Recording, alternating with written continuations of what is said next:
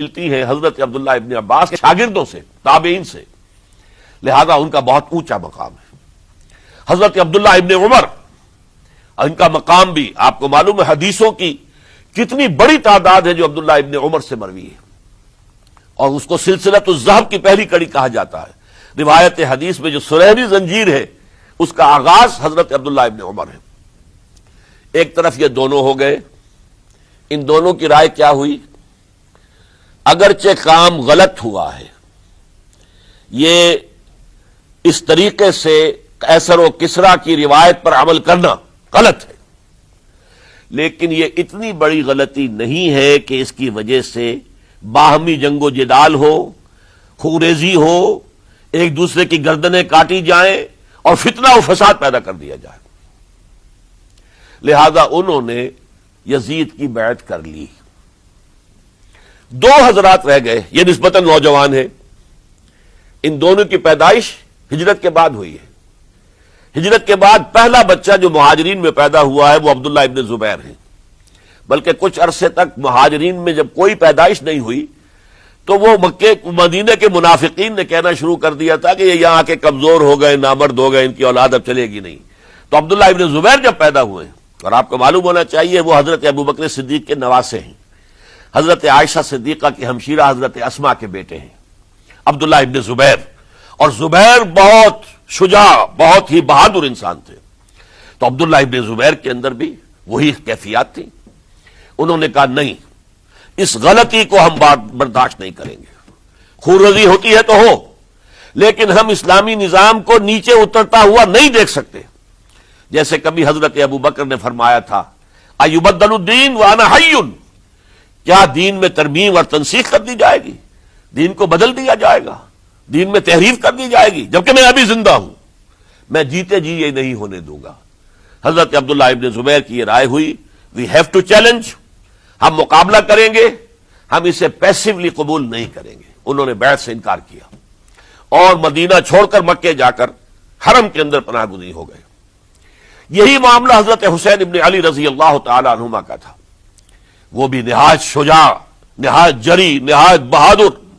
انہوں نے بھی کہا کہ یہ غلط قیصر و کسریٰ کی روایت جو شروع ہو رہی ہے اسے ہم نے ریزسٹ کرنا ہے اور اسے ہم آگے نہیں چلنے دیں گے۔ ان پر بھی جب دباؤ ڈالا گیا کہ بیعت کرو تو وہ کچھ وقت مان کر، کہ دیکھیے میں ایسا شخص نہیں ہوں کہ تنہائی میں علیحدہ کمرے میں بیٹھ کر بیعت کروں، جب عمومی بیعت لوگے تم سب سے تو میں بھی آ جاؤں گا، اس وقت لوگ فیصلہ کریں گے۔ تو بس اس وجہ سے پھر وہ گورنر جو تھا اس وقت مدینے کا، اس سے اجازت لے کر آ گئے اور راتوں رات وہاں سے نکل کر وہ بھی مکے پہنچ گئے۔ تو اب یہ چار جو ہیں دو گروہوں میں تقسیم ہو گئے، 2+2۔ دو کی رائے یہ ہوئی کہ بات غلط ہے، لیکن اس کی بنا پر خوریزی، جنگ و جدال، جنگ آپس میں خوریزی کرنا یہ صحیح نہیں ہے، بلکہ مصلحت اس میں ہے کہ اس کو قبول کر لیا جائے۔ پھر اللہ تعالیٰ کو بہتر حالات پیدا کرے گا اس کے ذریعے سے، تعلیم کے ذریعے، تلقین کے ذریعے سے، جیسے نبی اکرم صلی اللہ علیہ وسلم نے اتنا عظیم انقلاب برپا کیا تھا۔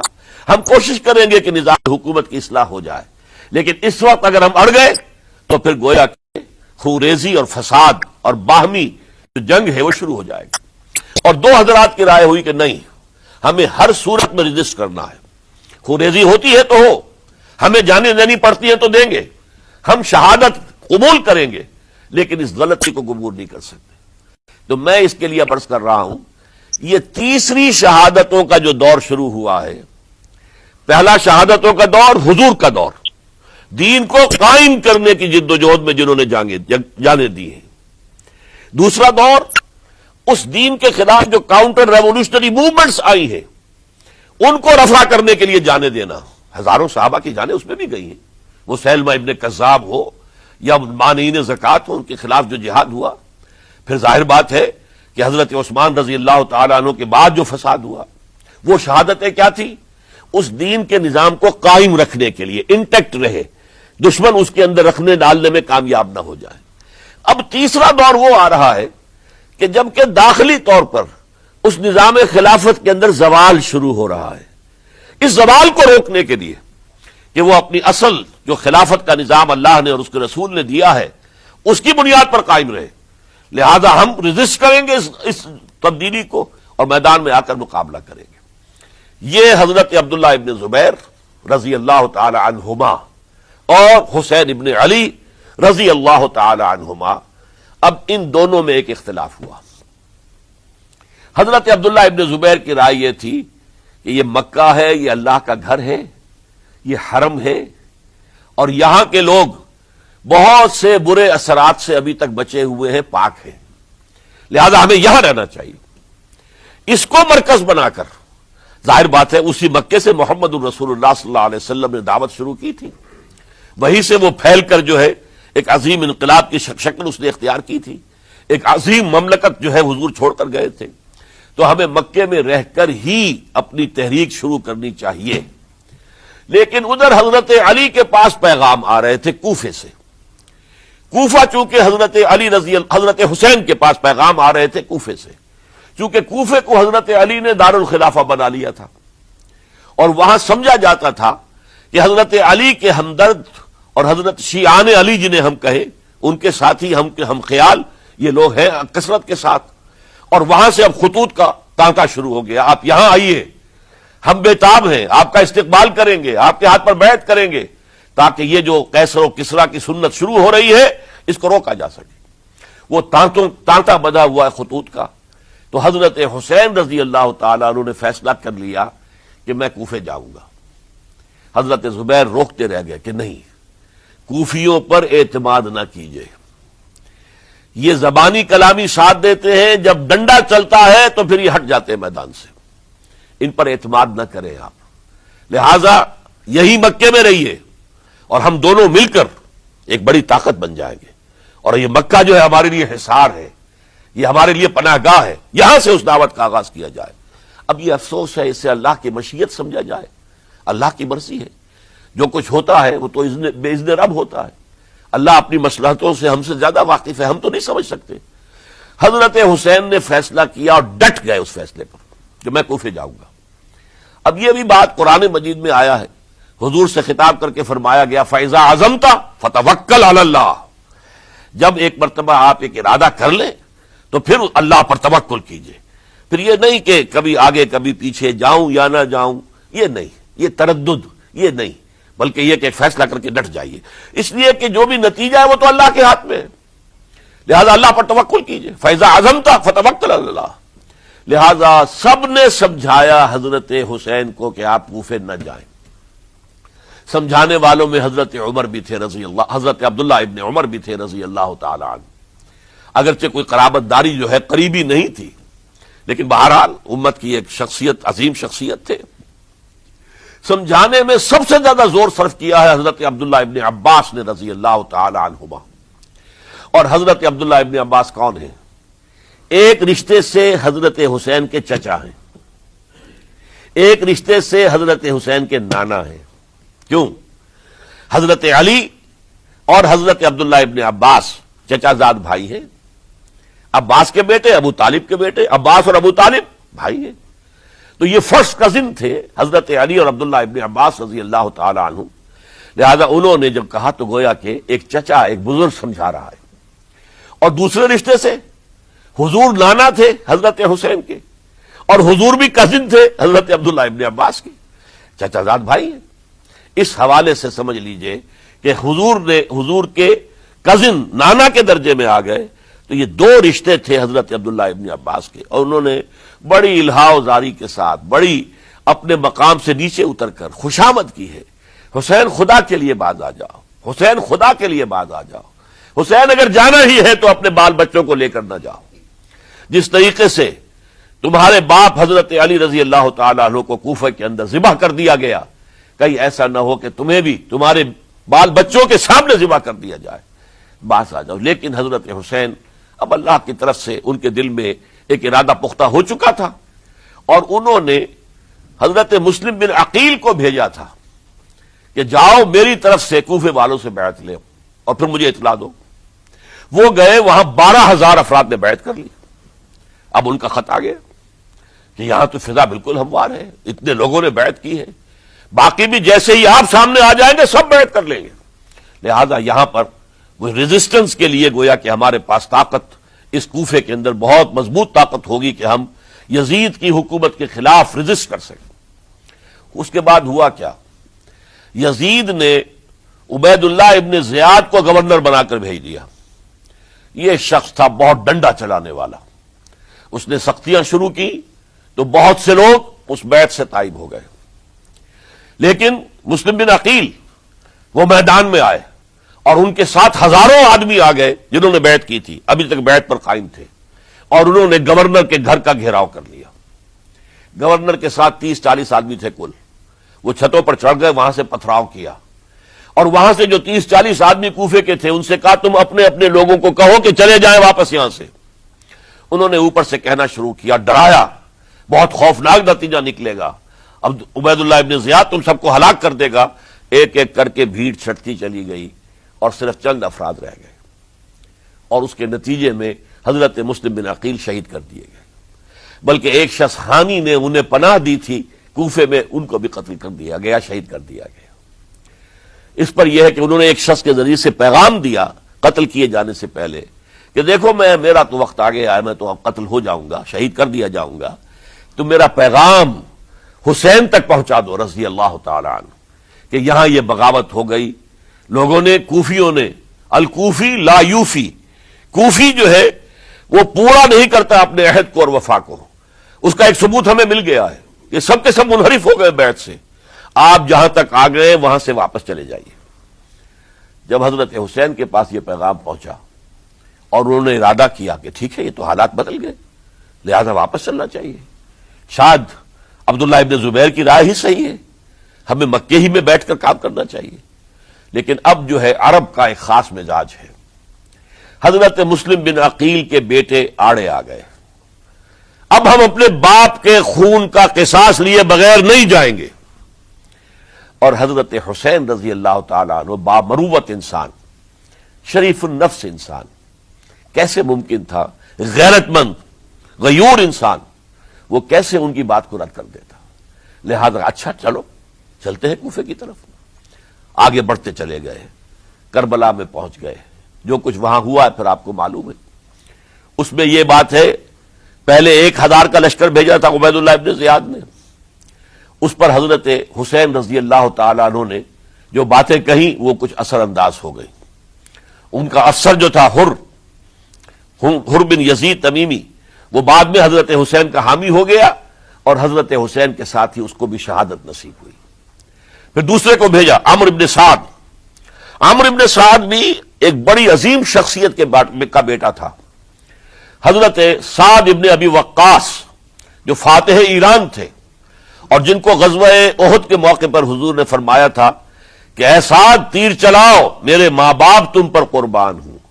جبکہ احد میں گھیراؤ کر لیا تھا حضور کا، اور کفار قتل کرنے کے لیے ہجوم کر رہے تھے، اور کچھ حضرات تیر چلا چلا کے انہیں پھینک رہے تھے، دور جو ہے ہٹا رہے تھے، ان میں سے حضرت سعد ابن ابی وقاص بھی تھے۔ پھر وہ فاتح ایران تھے، اسی لیے گورنر بن گئے تھے ایران کے۔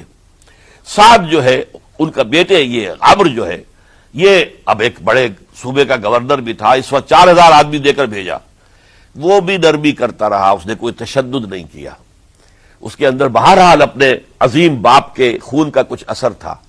لیکن یہ کہ پھر ابن زیاد کو اطلاع مل گئی کہ عمرو ابن سعد جو ہے وہ تو لے تو لال کر رہا ہے، حملہ نہیں کر رہا، قتل نہیں کر رہا، بلکہ یہ کہ وہ تو اس راستہ بھی دینے کے لیے تیار ہے کہ نہ مدینے کی طرف جائیے اور نہ آپ مکے کی طرف جائیے، نہ کوفے کی طرف جائیے، بلکہ آپ چاہے تو دمشق چلے جائیں، یزید سے اپنا معاملہ کر لیں۔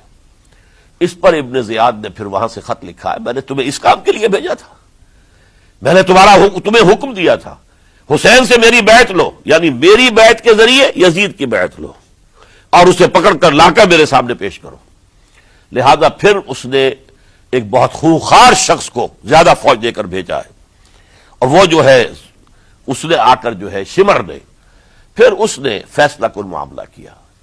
حضرت حسین رضی اللہ تعالیٰ عنہ نے ان دنوں میں جو وہاں گزرے ہیں، جتنے بھی کوفی آئے ہوئے تھے نا، اکثر و بیشتر تو کوفے کے لوگ تھے، ان سے کہا کہ میں خود نہیں آیا، تم نے مجھے بلایا تھا، اے فلاں ابن فلاں کیا تم نے مجھے خط نہیں لکھا تھا کہ آؤ؟ اے فلاں ابن فلاں کیا تم نے مجھے پیغام نہیں بھیجا تھا کہ یہاں تشریف لائیے؟ اور دیکھو میرے پاس تمہارے خطوط موجود ہیں. وہ ایک تھیلا جس میں کہ خطوط ہے وہ بھی لا کے میدان میں رکھ دیا. یہ حضرت حسین رضی اللہ تعالیٰ عنہ کی شرافت اور اپنی صاف دلی. کوئی اس کے اندر عیاری نہیں تھی ان کے اندر، معاذ اللہ ثم معاذ اللہ. لیکن یہ کہ اس کا نتیجہ اچھا نہیں نکلا. نتیجہ کیا نکلا؟ اب انہیں پتا چل گیا کوفیوں کو، اگر اب حسین زندہ دمشق پہنچ گئے یزید کے پاس تو یہ ہم سب کا بھاڑا پھوڑ دیں گے، ہماری شامت آ جائے گی. لہذا اب تو کسی صورت انہیں زندہ نہیں رہنے دینا. یہ ایک بڑا اہم واقعہ نوٹ کر لیجیے اس کو. اس لیے کہ حضرت حسین نے ایک ایک کا نام لے کر، اے فلاں ابن فلاں، اے فلاں ابن فلاں، اے فلاں ابن فلاں، کیا تم نے خط نہیں لکھا تھا؟ کیا تمہارا پیغام نہیں تھا؟ اب انہوں نے دیکھا کہ یہ بھانڈا اگر یزید کے ہاں جا کر پھوڑ دیا گیا تو پھر ہماری خیر نہیں ہوگی. یہی وجہ ہے حضرت حسین کو شہید کرنے کے بعد، یہ نوٹ کر لیجئے، 72 آدمی تھے کل، جس کو کہہ لیں لشکر حضرت حسین کا رضی اللہ تعالیٰ عنہ. ان میں سے 20 خاندان بنی ہاشم کے چشم و چراغ تھے.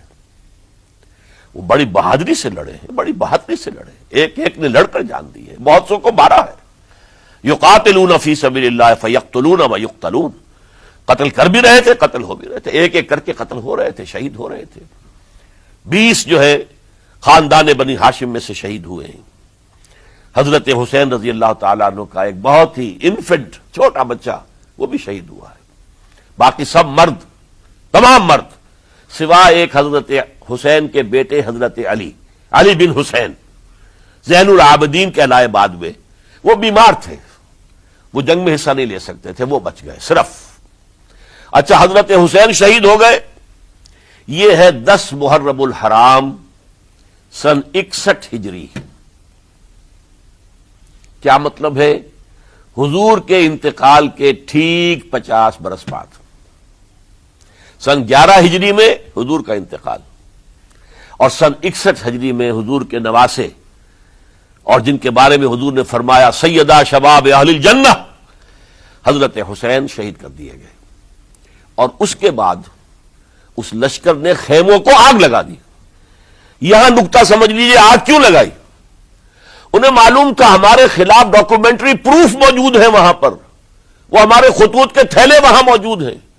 اگر وہ باقی رہ گئے تو ہماری شامت آ جائے گی، ہمیں کون بچائے گا؟ ورنہ ظاہر بات ہے کہ اگر تو وہ دشمنی کے انداز میں بات ہوتی تو خواتین کی بھی بے حرمتی کی گئی ہوتی، لیکن نہیں، کسی نے، ظاہر بات ہے کہ خانوادہ نبوت کہ کسی خاتون کی بے حرمتی نہیں کی، قطعاً نہیں کی، قطعاً نہیں کی، قطعاً نہیں کی. لیکن خیمے جلانا ان کی ضرورت تھی تاکہ وہ ریکارڈ جو ہے ان کا وہ تلف ہو جائے، سارے خطوط جو ہے وہ جل جائیں تاکہ ان کے خلاف ثبوت باقی نہ رہے. یہ عظیم سانحہ کربلا ہے. اب چونکہ یہ ہماری تاریخ کے ان واقعات میں سے ہے جس پر بہت کچھ اختلافات ہیں، مختلف گروہوں کی تعبیرات بہت مختلف ہیں. ایک طرف اہل تشیع کا اپنا بیان ہے، دوسری طرف اہل سنت کا ایک اجماعی بیان ہے، تیسری طرف کچھ ایسے لوگ پیدا ہو گئے ہیں جو حضرت حسین رضی اللہ تعالیٰ عنہ پر الزام لگا رہے ہیں اہل سنت میں سے کہ وہ تو حکومت کے طالب تھے، اقتدار کے خواہش مند تھے، واجب القتل تھے. معاذ اللہ ثم معاذ اللہ ثم معاذ اللہ. حضرت حسین اگرچہ صغار صحابہ میں سے تھے، یعنی حضور کی حیات طیبہ میں ابھی چھوٹے بچے تھے، لیکن ان کا شمار صحابہ میں ہے. اور پھر یہ وہ شخص ہے جو حضور کی گود میں کھیلا ہے، یہ وہ ہے جو حضور کے شانوں کے اوپر جس نے سواری کی ہے. علامہ اقبال نے جیسے حضرت اسماعیل کے لیے کہا ہے کہ وہ فیضان نظر تھا یا کہ مکتب کی کرامت تھی، سکھائے کس نے اسماعیل کو آداب فرزندی. ظاہر بات ہے حضرت اسماعیل کسی اسکول اور مدرسے دارالعلوم میں پڑھے نہیں تھے کہ وہاں پتہ چلتا کہ والد کا حق کیا ہے. یہ فیضان نصر تھا، ابراہیم کی نگاہ کا یہ فیضان تھا کہ بیٹے کے اندر وہ جذبہ پیدا ہوا کہ یا ابت افعل ما تؤمر، ابا جان جو خواب آپ دیکھ رہے ہیں اور جو حکم آپ کو اس خواب کے ذریعے مل رہا آپ کر گزریے، ستجدنی انشاءاللہ من الصابرین. تو اسماعیل کا معاملہ اگر یہ تھا فیضان نظر سے، تو حضرت اسماعیل تو حضرت ابراہیم کے پاس زیادہ رہے بھی نہیں، وہ تو مکے میں رہے، حضرت عثمان جو حضرت ابراہیم تو شام میں رہتے تھے، کبھی کبھی آ جاتے تھے، بس اس سے زیادہ معاملہ نہیں تھا۔ وہ فیضان نظر حضرت اسماعیل کو تھا، تو حضور صلی اللہ علیہ وسلم کا فیضان نظر کتنا ہوگا اس کا آپ اندازہ کیجئے۔ یہ کوئی جنگ اقتدار نہیں تھی، معاذ اللہ ثم معاذ اللہ ثم معاذ اللہ، بلکہ انہوں نے اپنا ایک فرض منصبی سمجھا ہے کہ میرے نانا کا لایا ہوا نظام اور اس کے اصول اب ٹوٹ رہے ہیں۔ جیسے حضرت ابو بکر کا قول میں نے آج بھی آپ کو سنایا، ایبدل الدین وانا حی، کیا دین میں ترمیم اور تنسیخ کی جائے گی، دین کی باتوں کو بدل دیا جائے گا جبکہ میں ابھی زندہ ہوں؟ اسی طریقے سے گویا کہ زبان حال سے حضرت حسین اور عبداللہ ابن زبیر رضی اللہ تعالی عنہم ان دونوں نے یہ فیصلہ کیا کہ ہم روکیں گے اس کو۔ آپ اختلاف کر سکتے ہیں کہ حضرت حسین کی رائے صحیح تھی یا حضرت عبداللہ ابن عباس کی رائے صحیح تھی، یہ کہہ سکتے ہیں آپ، لیکن کسی کی نیت پر حملہ نہیں کر سکتے۔ اسی طریقے سے بعض لوگ جو ہے حضرت عبداللہ ابن عباس، عبداللہ ابن عمر، ان کی نیتوں پر حملہ کرتے ہیں۔ ان کو تو یزید نے دولت سے خرید لیا تھا، معاذ اللہ ثم معاذ اللہ ثم معاذ اللہ۔ یہ دونوں جلیل القدر صحابہ ہیں، یہ تو صغار صحابہ میں سے نہیں ہیں، یہ جوان تھے پورے حضور کے زمانے میں، جنگوں میں حصہ لیا ہے۔ حضرت عبداللہ ابن عمر نے، عبداللہ ابن عباس نے رضی اللہ تعالی عنہما، انہیں کوئی رقم نہیں خرید سکتی تھی، کوئی دولت نہیں خرید سکتی تھی۔ جو رائے انہوں نے قائم کی دیانتاً قائم کی۔ اور ہمارے ہاں اصول یہ ہے کہ جب کوئی نئی صورتحال پیدا ہو جائے اور اجتہاد کی ضرورت پیش آ جائے اور پوری کوشش کر کے مجتہد اجتہاد کر رہا ہے، تو اگر اسے غلطی بھی ہو جائے، مجتہد مخطی خطا کار، اس کو بھی اکیرا ثواب ملتا ہے، اور مجتہد مصیب وہ مجتہد کے جس کی رائے صحیح، جس کا فیصلہ صحیح، اسے دوہرا ثواب ملتا ہے۔ تو ان کے مابین ایک اختلاف رائے کا ہوا، اجتہاد کا ہوا۔ آیا یہ غلطی اتنی بڑی ہے کہ امت میں تفرقہ پیدا کیا جائے، امن و امان کو برباد کیا جائے، خوریزی کا بازار گرم کیا جائے، یا نہیں؟ دو کی رائے یہ ہوئی، ان کی مخلصانہ رائے تھی، ان کی دیانت دارانہ رائے تھی، ہم ان کی نیت پر حملہ نہیں کر سکتے، آپ اختلاف کرنا چاہیں تو کیجئے۔ اسی طرح حضرت عبداللہ ابن زبیر اور حضرت حسین ابن علی رضی اللہ تعالی عنہ، ظاہر بات ہے کہ ان کا بھی ایک اجتہادی رائے تھی کہ نہیں، یہ دین کے نظام کے اندر بہت بڑا رکھنا پڑ رہا ہے، یہ تو اب قیصر و کسریٰ کی سنت شروع ہو رہی ہے، یہ اسلام کے دین کے اوپر طریقہ نہیں، عمل نہیں ہو رہا ہے، تو ہم اسے اپنی جانوں کا نذرانہ دے کر بھی اسے روکیں گے، روکنے کی کوشش کریں گے، رکے نہ رکے ہم اپنی جانیں دے دیں گے۔ یہ بھی دیانت دارانہ رائے تھی، مخلصانہ رائے تھی، ان کی نیت پر کوئی حملہ کم سے کم اہل سنت والجماعت میں سے کسی شخص کو حق نہیں ہے۔ اس لیے کہ اہل سنت والجماعت کا کہنا یہ ہے، الصحابۃ کلہم عدول، صحابہ جتنے بھی ہیں وہ سب کے سب عدول ہیں، ان میں بدنیتی نہیں آ سکتی، خطا ہو سکتی ہے۔ اہل سنت کے نزدیک معصومیت خاصہ نبوت ہے، نبوت ختم ہو گئی محمد الرسول اللہ صلی اللہ علیہ وسلم پر، آپ کے بعد معصوم کوئی نہیں، ابو بکر بھی معصوم نہیں، عمر بھی معصوم نہیں، عثمان بھی معصوم نہیں، علی بھی معصوم نہیں رضی اللہ تعالیٰ عنہ اجمعین۔ تو معصوم کون ہوگا؟ عبداللہ ابن عباس بھی معصوم نہیں، عبداللہ ابن زبیر بھی جو ہے معصوم نہیں، حسین ابن علی بھی معصوم نہیں، اسی طریقے سے عبداللہ ابن عمر، عبداللہ ابن زبیر، کوئی معصوم نہیں۔ انہوں نے اپنی رائے قائم کی ہے، اس پر عمل کیا ہے دیانت دارانہ سنسیریٹی کے ساتھ، اور ان کے لیے اللہ تعالیٰ کے ہاں ہر طرح کا اجر و ثواب ہے، سب کے لیے۔ حضرت عبداللہ ابن زبیر کی رائے اس اعتبار سے بہتر ثابت ہوئی، انہوں نے مکے میں پھر حکومت قائم کی، 9 برس تک ان کی حکومت قائم رہی، بنو امیہ ختم نہیں کر سکے اسے۔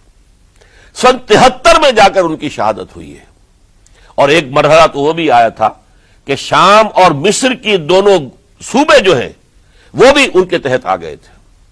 تو واقعہ یہ ہے کہ اگرچہ حضور نے ہمیں منع کیا ہے کہ کبھی یہ نہ کہا کرو کہ ایسا ہوتا تو ایسا ہو جاتا، نہیں، جو ہوا اللہ کی مرضی سے ہوا، اللہ کے اذن سے ہوا۔ حدیث کے الفاظ ہیں، ان کلمۃ اللہ تفتح عمل الشیطان، یہ جو لو کاش یہ ہو جاتا، کاش یوں ہو جاتا تو بڑے اچھے نتیجے نکلتے، یہاں سے شیطان کا عمل شروع ہو جاتا ہے۔ ورنہ واقعہ یہ ہے کہ دل سے یہ بات نکلتی ہے۔ اگر حضرت حسین اور عبداللہ ابن زبیر یکجا ہو جاتے اور مکے کو اپنا مرکز بنا کر جو عظیم مقصد انہوں نے اپنے سامنے رکھا تھا کہ یہ جو روایت غلط آ رہی ہے اسلام کے دینی سیاسی نظام کے اندر، اس کو ہم روکیں گے، تو اللہ تعالیٰ انہیں کامیابی عطا فرما دیتا. لیکن یہ پھر ہم کہیں گے ما شاء اللہ کان وما لم یشاء لم یکن، جو اللہ نے چاہا وہ ہوا اور جو اللہ نے نہیں چاہا وہ نہیں ہوا. حضرت حسین کو وہ عظیم شہادت اللہ نے دینی تھی، وہ اونچا مقام عطا کرنا تھا، اور پھر ان کی عظیمت، ان کا صبر، ان کا ثبات، ان کا استقلال، معلوم ہوا کہ اللہ تعالیٰ نے انسانوں کے اندر کتنی کچھ طاقت رکھی ہوئی ہے اور کتنی کچھ صلاحیتیں اللہ نے ودیعت کی ہیں. وہ جس طرح ڈٹے رہے، کھڑے رہے. واقعہ یہ ہے کہ وہ بھی نوع انسانی کے لیے ہمیشہ کے لیے ایک سبق ہے، اور وہ سبق یہ ہے کہ آپ حق، جو بھی آپ حق سمجھیں اس حق کے اوپر ڈٹ کر کھڑے ہو جائیں، اور اس میں پرواہ نہ کیجئے کہ آپ کی نفری کم ہے یا آپ کے ساتھ تعداد زیادہ، کوئی خیال نہ کیجئے، اس کے فکر نہ کیجئے کہ حالات ادھر ہیں یا ادھر ہیں، حالات سازگار آپ کے دشمن کے ساتھ ہیں یا آپ کے ساتھ ہیں، کوئی فکر نہ کیجئے. حق ہے، اس کا ساتھ دینا لازم ہے، اس کے لیے جان دے دینا یہ سب سے بڑی کامیابی ہے. وَلَا تَقُولُوا لِمَن يُقْتَلُ فِي سَبِيلِ اللَّهِ اموات، ہرگز نہ کہنا ان کو جو اللہ کی راہ میں قتل ہو جائیں کہ وہ مردہ ہیں. بل احیاء، وہ تو زندہ ہے، ولکن لا تشعرون، تمہیں شعور نہیں ہے. وَلَنَبْلُوَنَّكُمْ، اب یہ تمام مسلمانوں سے خطاب ہو رہا ہے، ہم تمہیں لازماً آزمائیں گے، بِشَيْءٍ مِّنَ الْخَوْفِ، خوف سے، وَالْجُوعِ، اور بھوک اور فقر و فاقے سے. حضرت حسین اور ان کے ساتھیوں کو پیاس کے ذریعے سے آزمایا گیا ہے. حالانکہ دریا دور نہیں ہے لیکن پانی بند کر دیا گیا. کیسی کیسی شدت اور کیسے کیسے سخت حالات کا سامنا کیا، لیکن جھکے نہیں، گردن نہیں جھکی، ڈٹے رہے اپنے موقف کے اوپر. وَلَنَبْلُوَنَّكُمْ بِشَيْءٍ مِّنَ الْخَوْفِ وَالْجُوعِ وَنَقْصٍ مِّنَ الْأَمْوَالِ وَالْأَنفُسِ وَالثَّمَرَاتِ، اور ہم تمہیں جانی اور مالی نقصانات کے ذریعے سے آزمائیں گے. وَبَشِّرِ الصَّابِرِينَ، اور اے نبی بشارت دے دیجئے صبر کرنے والوں کو. الَّذِينَ إِذَا أَصَابَتْهُمْ مُصِيبَةٌ، وہ کہ جن کو اگر کوئی مصیبت آئے، ان پر نازل ہو جائے، قالوا، تو وہ کہیں گے اِنَّا لِلَّهِ وَإِنَّا إِلَيْهِ راجعون، ہم اللہ ہی کے ہیں، اللہ ہی کی طرف ہمیں لوٹ جانا ہے. اولئک علیہم صلوات من ربہم ورحمہ، یہ ہیں وہ جن پر ان کے رب کی طرف سے صلوات ہیں، درود ہے اور رحمت ہے. واولئک هم المہتدون، اور یہی ہدایت یافتہ ہیں. اللہم ربنا اجعلنا منہم، اللہم ربنا اجعلنا منہم. میرے اور آپ کے لیے سبق یہ ہے، صرف حضرت حسین کا کوئی دن بنا لینا یہ نہیں. ٹھیک ہے، یاد تازہ کیجئے، بہت اچھی بات ہے، لیکن اس کا نتیجہ یہ نکلنا چاہیے کہ اگر حضرت حسین نے اپنی ہی نہیں، اپنے خاندان کی، اپنے اعزاء و اقربا کی، اپنے ساتھیوں کی جانوں کی قربانی پیش کر دی حق کے لیے، تو ہمیں بھی فیصلہ اور سبق یہ لینا چاہیے کہ ہمیں حق کا ساتھ دینا ہے، ہر چے بعد چاہے اس کے نتائج کچھ بھی نکلے. اقول قولی ھذا واستغفر اللہ لی ولکم ولسائر المسلمین والمسلمات.